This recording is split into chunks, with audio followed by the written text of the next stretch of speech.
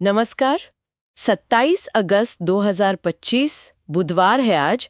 और आज हम द हिंदू अखबार और कुछ दूसरे स्रोतों से मिली अहम खबरों पर गहराई से बात करेंगे। नमस्कार। आज से ही देखिए, अमेरिका के नए टैरिफ भारत के लिए लागू हो गए हैं। तो इसका क्या मतलब है? और सुप्रीम कोर्ट ने भी राज्यपालों की शक्तियों पर कुछ बड़े सवाल उठाए। हाँ, और भी बहुत कुछ चल रहा है देश दुनिया में। बिल्कुल। तो चलिए इन सब पर आज विस्तार से बात करते हैं।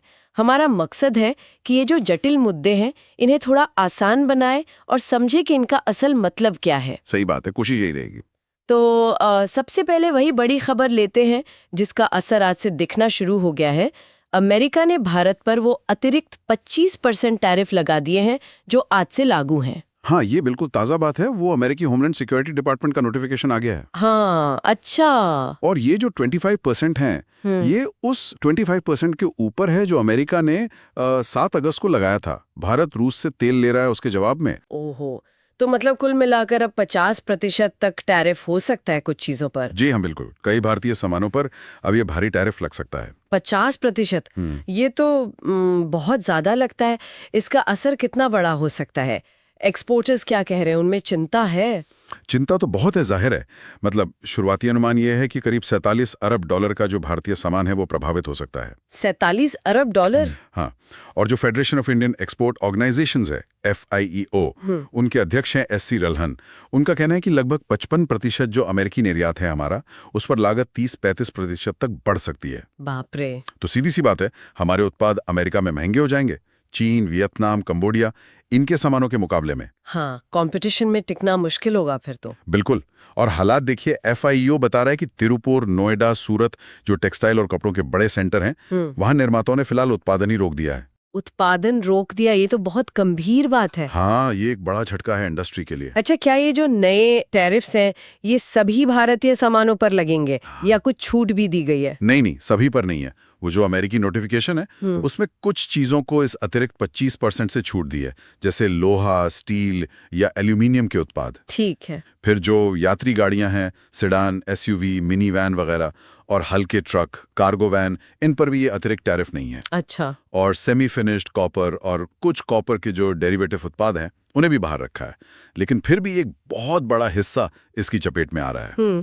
और भारत सरकार की तरफ से क्या प्रतिक्रिया है? प्रधानमंत्री ने तो अभी हाल में स्वदेशी की बात फिर से कही थी। हाँ, प्रधानमंत्री ने मंगलवार को ही अपील की थी कि वोकल फॉर लोकल बने, भारतीय सामान खरीदें।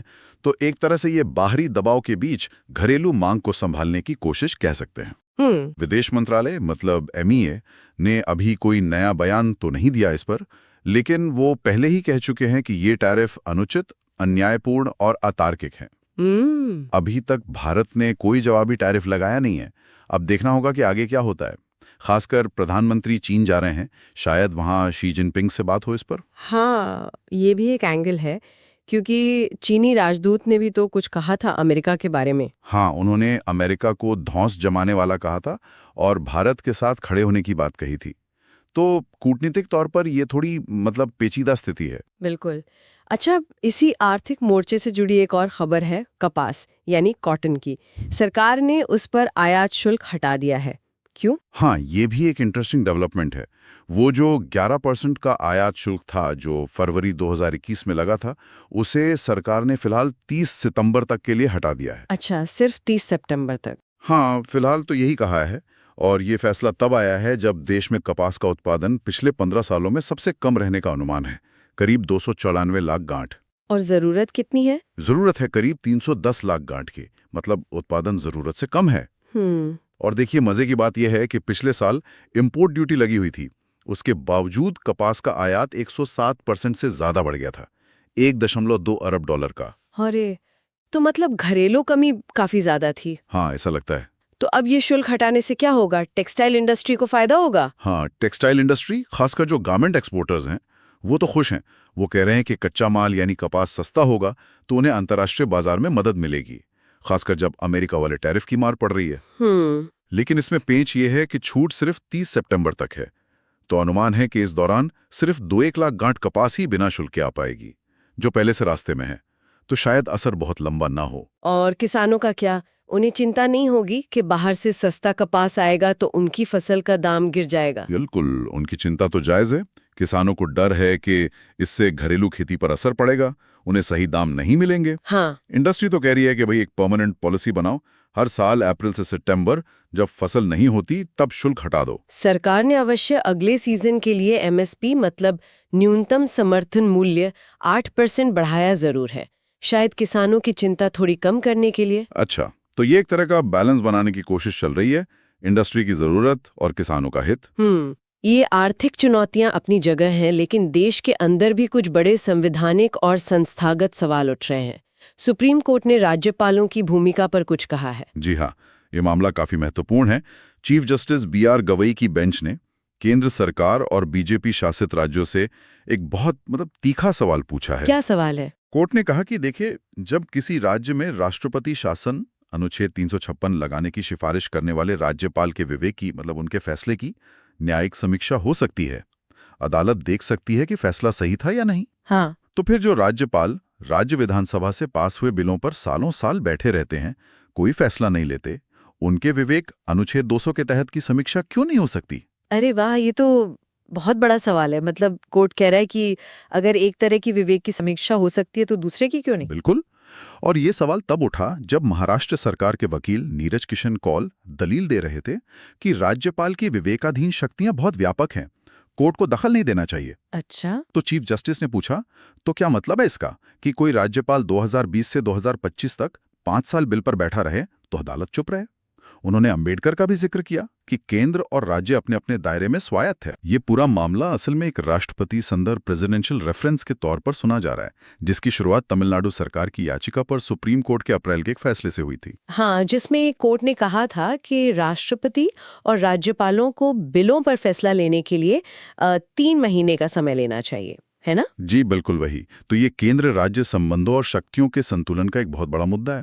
ये वाकई एक बुनियादी संवैधानिक सवाल है कि एक चुनी हुई सरकार के कानून बनाने के अधिकार पर एक नियुक्त व्यक्ति यानी राज्यपाल कब तक और कैसे रोक लगा सकता है। अच्छा, इसी तरह एक और संस्था है चुनाव आयोग ECI, उसकी भूमिका पर भी कुछ सवाल उठे हैं हाल में। द हिंदू में एक लेख था शायद इस पर। हाँ, बिल्कुल। उस लेख में लोकसभा में विपक्ष के नेता राहुल गांधी ने जो हाल में आरोप लगाए थे उनका जिक्र है। उन्होंने बेंगलोर के महादेवपुरा इलाके की वोटर लिस्ट में कुछ गड़बड़ियों के उदाहरण दिए थे। क्या गड़बड़ियां थी? जैसे एक ही पते पर बहुत सारे वोटर दर्ज होना, या किसी वोटर के पिता का नाम XYZ लिखा होना, घर नंबर 0 होना, इस तरह की चीजें। अच्छा, तो लेख के जो लेखक हैं वो लोकसभा के पूर्व महासचिव भी रह चुके हैं। उनका तर्क है कि चुनाव आयोग का संवैधानिक काम है कि ऐसी गंभीर शिकायतों की निष्पक्ष जांच करे, ना कि वो राजनीतिक बयानबाजी में पड़े और शिकायत करने वाले से ही हलफनामा मांगे। हाँ, ये बात तो सही लगती है, जांच होनी चाहिए। और लेख में बिहार में जो एक स्पेशल इंटेंसिव रिवीजन SIR चल रहा है, उसकी प्रक्रिया और वैधता पर भी सवाल उठाए गए हैं। अच्छा, उसमें क्या दिक्कत बताई गई है? लेखक का कहना है कि जनप्रतिनिधित्व कानून या नियमों में इस तरह के स्पेशल इंटेंसिव रिवीजन का कोई जिक्र ही नहीं है, और इसके लिए जो क्वालिफाइंग डेट 1 जुलाई रखी गई है वो भी कानून के हिसाब से गलत है, क्योंकि कानून में ये तारीख 1 जनवरी है। ओहो। उन्होंने सुप्रीम कोर्ट के 1984 के एक फैसले का हवाला भी दिया है कि चुनाव आयोग जैसी संस्था को असीमित शक्तियां देना लोकतंत्र के लिए ठीक नहीं है। तो कुल मिलाकर लेख चुनाव आयोग की निष्पक्षता और पारदर्शिता पर जोर देता है। ये दोनों ही मुद्दे, राज्यपाल की भूमिका और चुनाव आयोग की कार्यप्रणाली, हमारे लोकतंत्र के लिए बहुत मायने रखते हैं। खैर, अब जरा अंतर्राष्ट्रीय मंच पर चलते हैं। प्रधानमंत्री मोदी जापान और चीन जा रहे हैं। जी, विदेश सचिव विक्रम मिश्री ने जानकारी दी है। प्रधानमंत्री इस शुक्रवार को टोक्यो में होंगे। वहां जापान के प्रधानमंत्री शिगेरू इशिबा के साथ 15वीं भारत जापान वार्षिक शिखर बैठक है। अच्छा, इशिबा के साथ ये पहली ऐसी बैठक होगी? हाँ, उनके प्रधानमंत्री बनने के बाद ये पहली है। एजेंडे में क्वाड समूह पर बात होनी तय है, मतलब भारत, जापान, अमेरिका, ऑस्ट्रेलिया वाला ग्रुप। और दोनों नेता टोक्यो के बाहर मियागी प्रांत भी जाएंगे। शायद रिश्तों में गर्मजोशी दिखाने का एक तरीका है ये। और जापान के ठीक बाद चीन का दौरा भी है। हाँ, जापान से सीधे चीन जाएंगे। 31 अगस्त और 1 सितंबर को तियानजिन शहर में शंघाई सहयोग संगठन यानी SCO का शिखर सम्मेलन है। SCO समिट, ठीक है। हाँ, अधिकारी बता रहे हैं कि उसका जो संयुक्त घोषणा पत्र बनना है उस पर अभी भी काम चल रहा है। खासकर सीमा पार आतंकवाद वाले मुद्दे पर पाकिस्तान कुछ आपत्तियां कर रहा है। अच्छा, वो मसला अभी भी है? हाँ, जून में जो रक्षा मंत्रियों की बैठक हुई थी एससीओ की, उसमें भी इस पर सहमति नहीं बनी थी। तो देखते हैं कि शिखर सम्मेलन में क्या होता है। और एक और अंतर्राष्ट्रीय खबर ऑस्ट्रेलिया से आई है जो काफी सनसनीखेज लग रही है। हाँ, ये काफी बड़ी खबर है। ऑस्ट्रेलिया ने ईरान पर आरोप लगाया है कि उसने ऑस्ट्रेलिया में 2 यहूदी विरोधी हमले करवाए और इसके चलते ऑस्ट्रेलिया ने तेहरान के साथ अपने राजनयिक संबंध तोड़ दिए हैं। राजनयिक संबंध तोड़ दिए? ये तो बहुत बड़ा कदम है। हाँ, बहुत बड़ा। ऑस्ट्रेलियाई प्रधानमंत्री एंथनी अल्बनीज ने कहा कि उनकी खुफिया एजेंसी ASIO इस नतीजे पर पहुंची है कि पिछले साल सिडनी में एक कोशर किचन और मेलबर्न में एक सिनेगॉग में जो आग लगाई गई थी, उसका डायरेक्शन ईरान की सरकार ने दिया था। ईरान सरकार पर सीधा आरोप। इसके बाद क्या हुआ? ऑस्ट्रेलिया अब ईरान का जो रिवोल्यूशनरी गार्ड कॉर्प्स है, IRGC, उसे आतंकवादी संगठन घोषित करने के लिए कानून बनाएगा। ईरान के राजदूत को देश से निकाल दिया है, अपने राजनयिक वापस बुला लिए हैं। बाप रे! उधर ईरान ने सारे आरोपों को खारिज कर दिया है। लेकिन ये 2 देशों के बीच रिश्तों में बहुत बड़ी गिरावट है और इसका असर मध्य पूर्व और दुनिया भर में दिख सकता है। ये तो वाकई गंभीर घटनाक्रम है। अच्छा, अब जरा देश के अंदर की खबरों पर आते हैं। जम्मू से बहुत दुखद खबर है। हाँ, ये बहुत ही दुखद है। जम्मू क्षेत्र में भारी बारिश हुई, उसके बाद बाढ़ और भूस्खलन से काफी तबाही हुई है। कम से कम 13 लोगों की मौत की खबर है। 13 लोग? हाँ, इनमें 9 तीर्थयात्री भी हैं जो माता वैष्णो देवी के रास्ते पर भूस्खलन की चपेट में आ गए। मंगलवार दोपहर को यह हादसा हुआ। 21 लोग घायल भी हैं और कुछ लोगों के मलबे में दबे होने की आशंका भी है। हे भगवान! यात्रा रोक दी गई होगी फिर तो। जी हाँ, वैष्णो देवी यात्रा फिलहाल रोक दी गई है। सेना की 3 टीमें बचाव कार्य में लगी हुई हैं। डोडा जिले में भी बारिश से जुड़ी घटनाओं में 4 मौतें हुई हैं। कई बड़े रास्ते बंद हैं, जैसे Jammu Srinagar highway, Kishtwar Doda highway. Communication में भी दिक्कत आ रही है। मुख्यमंत्री उमर अब्दुल्ला ने स्थिति को गंभीर बताया है। और मौसम का क्या अनुमान है आगे?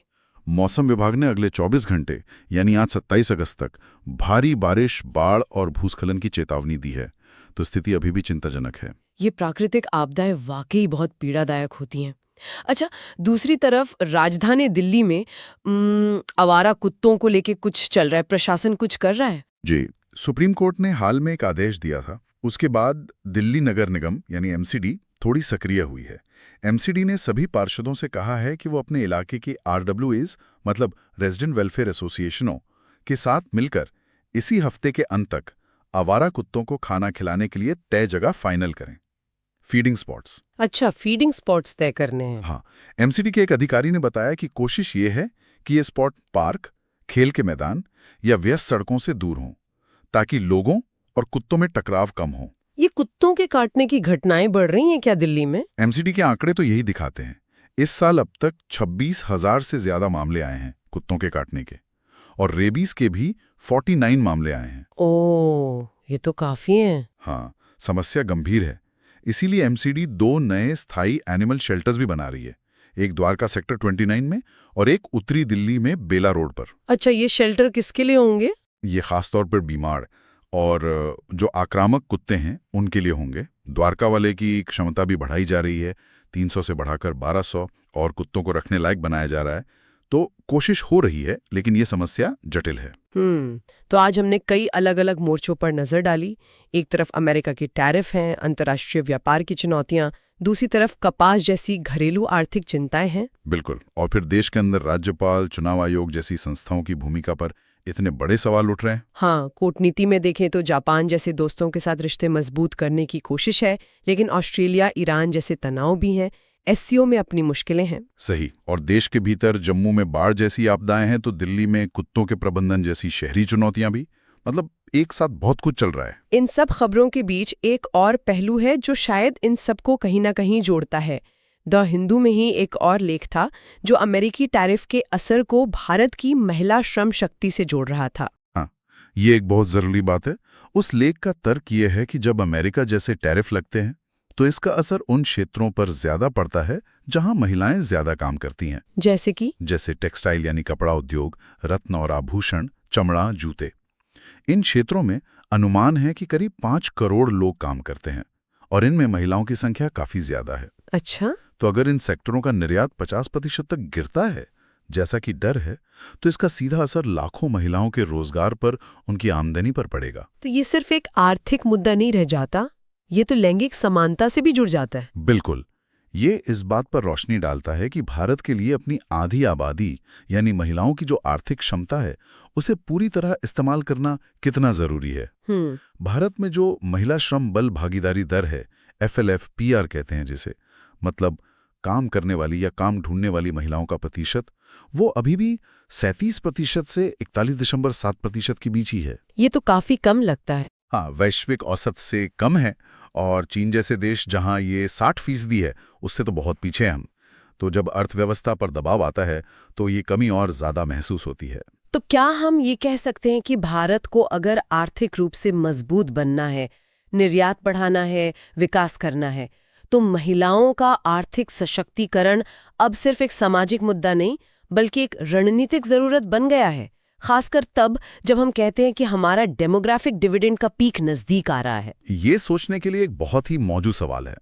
शायद ये आर्थिक झटके हमें यही याद दिलाते हैं कि समावेशी विकास, मतलब सबका विकास, ही असली और टिकाऊ विकास है। बिल्कुल। इसी विचार के साथ आज की ये गहरी पड़ताल यहीं समाप्त करते हैं। सुनते रहिए द डीप डाइव।